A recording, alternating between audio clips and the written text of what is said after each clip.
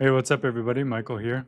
It's been a little while since I've worked on this portrait that I started a while back in a workshop that was happening at the museum. So I'm going to go ahead and just jump to it right now. Some of the colors that I was using were burnt sienna, cobalt blue, cobalt violet, that sort of thing. If we go back to this, I'll take the dark neutral red and kind of establish a section that's going to be a section of dark. So I'm just taking warm and cool and making that translucent dark. Then I'm going to add cobalt blue, violet, and white. And so this is going to be more neutral. This blue and this burnt sienna are starting to make kind of a green, coolish green color. And so this is still like a violet. It's relatively cold, but it's warmer. I'll grab the raw umber and blue, and that's gonna again come into like dark kind of green. So if you go back to the painting, you can see a little bit of some of these areas. There's some dark greens happening through here. That would be like a cobalt blue and raw umber. I probably could get away with some in this area, although I am feeling like she has a little bit of kind of runny, I guess, mascara or something that would be like too dark. So I'm gonna attempt to bring some warmth into that section. So I'm just mixing out more of a violet color, and then I can again go back and forth. This is a section that has a little bit more of burnt sienna. I could add a little bit of burnt sienna here, so I can go back and forth between warm and cool. So now if this exists here, maybe it'll work for some subtle notes as it goes up, but it looks like in this area I will have to continue to add a bit more of that burnt sienna and white, maybe a little bit of the violet, because that would be too abrupt of a color shift. I like this warmth, and I think some of that warmth could potentially exist up through here, so I want to bridge the gap. I'm gonna go back to the palette. So I have this orange here. I can add just burnt sienna and white if I'm being particular about kind of making sure that it's slightly warmer. Now there was some specular reflection here, so if I just take white, now that I have this kind of harmony on this side of my palette, I can just take white and the violet and come in and imagine the skylight gracing her cheek, and thinking about these areas of warm and cool that kind of shimmer back and forth, and then that will continue up this way. But for now, I'm just going to try to figure out, adjust it slightly, a little bit more burnt sienna.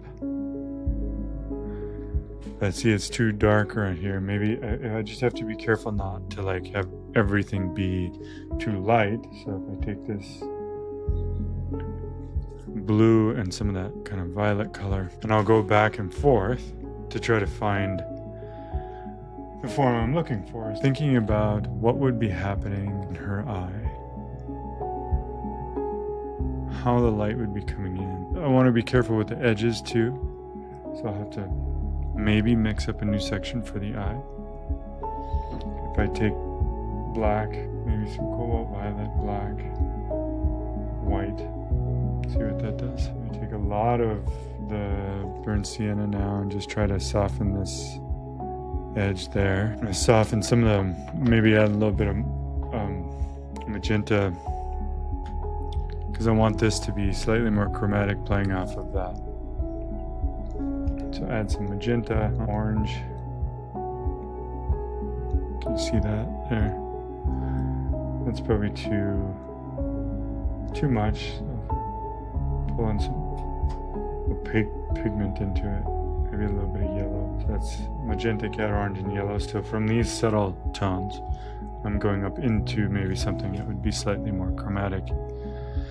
Just to continue to think about, like, if this is a deeper, warmer, now that's too much, but I can go back to, I'm going to switch the brush, go back to this color that I mixed up of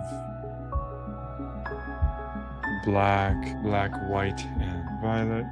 And then now I'm going to come in and try to soften. Potentially this could be a little bit lighter. This could be softer.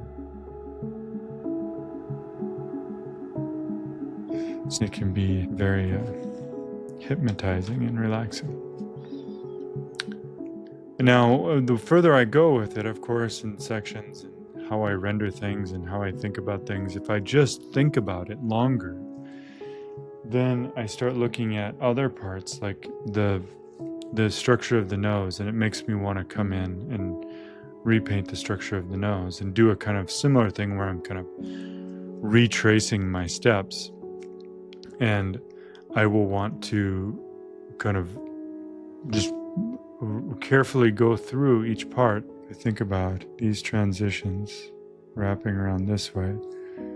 It's a little bit darker up here, that's too much. Now that's also the pressure of the brush. I'm not just moving the brush. The reason why I'm kind of going in these is because, see, it's not touching right now. It's not touching, and then eventually it touches down, and I can just barely kiss the surface. Mix up a little bit more, come in, just barely touch it, so it's like the most minuscule of kind of transitions.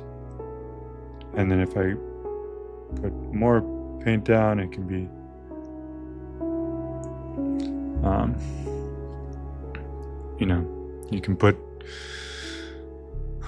you can make the transition happen a little bit different. But at any rate, that was an example of how to continue this portrait. I could do this for hours. So until next time, I hope you enjoyed it. Take care.